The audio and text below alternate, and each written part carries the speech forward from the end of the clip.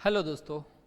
महान सिकंदर जब भारत आया तो उसने एक भिखारी के हाथ में एक चमकदार चीज़ देखी और उस भिखारी से पूछा कि ये क्या है। भिखारी ने कहा कि मैं नहीं बताऊंगा। अब सिकंदर जो था वो लूटपाट का माल लेके अपनी सेना के साथ आया और उसको ऐसा लगा कि यार भिखारी ने मुझसे मना कैसे कर दिया।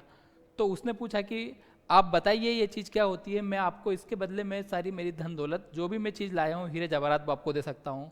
उसने बोला मैं फिर भी नहीं बता सकता हूँ क्योंकि इसका जो मूल्य है वो उनसे भी ज़्यादा है। सिकंदर फिर आश्चर्य में पड़ा तो बोले अब तो मैं जान के ही रहूँगा। मन में जिज्ञासा जागी कि ये जो चमकदार चीज़ है वो क्या है।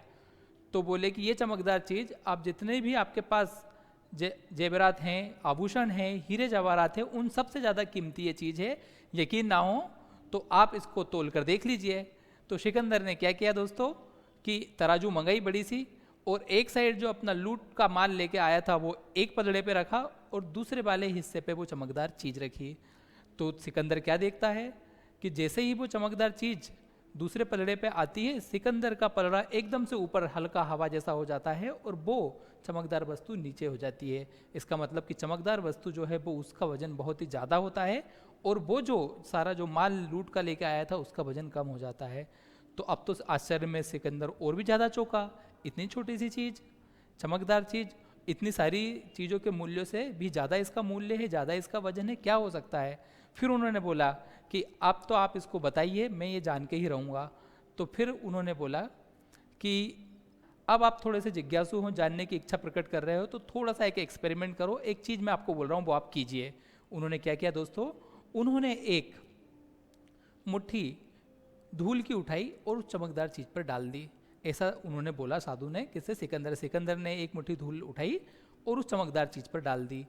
दोस्तों होता क्या है, जैसे ही उस चमकदार चीज़ पर एक मुट्ठी धूल डाली, एक चुटकी धूल, होता क्या है कि सिकंदर का पलड़ा भारी हो जाता है, नीचे आ जाता है और वो चमकदार चीज़ का पलड़ा ऊपर जाता है। अब तो बात और भी आश्चर्य की हो गई। अब सिकंदर जो था वो और भी हक्का बक्का रह गया।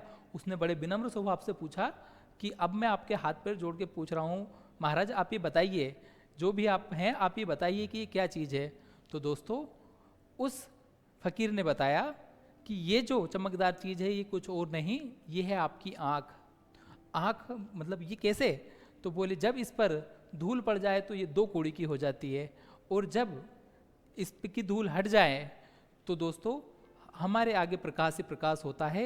अंधकार जब हमारे जीवन से हट जाता है तो फिर प्रकाश ही प्रकाश होता है। हमने हमारे आंखों पर धूल चढ़ा रखी है अतीत की, धूल चढ़ा रखी है स्वप्न की, धूल चढ़ा रखी है विचारों की, कल्पनाओं की, वासनाओं की, इच्छाओं की। जैसे ये धूल हटेगी तो देखेंगे कि एक खुला आकाश है, जैसे कि बादल हट जाता है और सूरज दिखता है, हम सूरज हैं। हमारे प्रकाश से हमको हमारे जीवन को महकाना है। पर ये कब होगा? जब हमारी आंखों से इन विचारों के पर्दे हटेंगे। जैसे जैसे हम जीवन में इन पर्दों की परत हटाते जाएंगे वैसे ही हमारे जीवन में प्रकाश आता जाता है। यही बुद्धिज्म में मतलब होता है संबोधि का।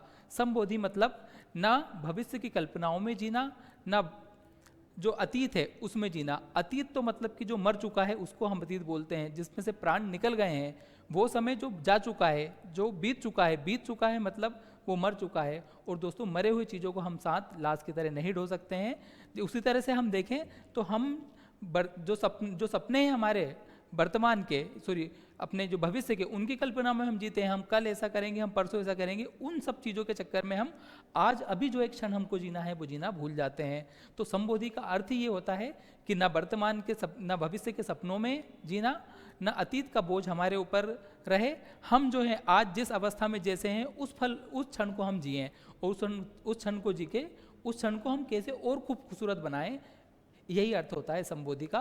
बुद्धिज्म में जो संबोधि है उसका मीनिंग है इस सिद्धांत पे चलकर हम वर्तमान में जीकर हमारे जीवन को और कितना सुंदर और कितना सहज और कितना अच्छा बना सकते हैं, इसकी बात हम करते हैं। उम्मीद है आप भी इसको पढ़ेंगे डिटेल में और अपने जीवन को अंधकार से दूर हटाएंगे।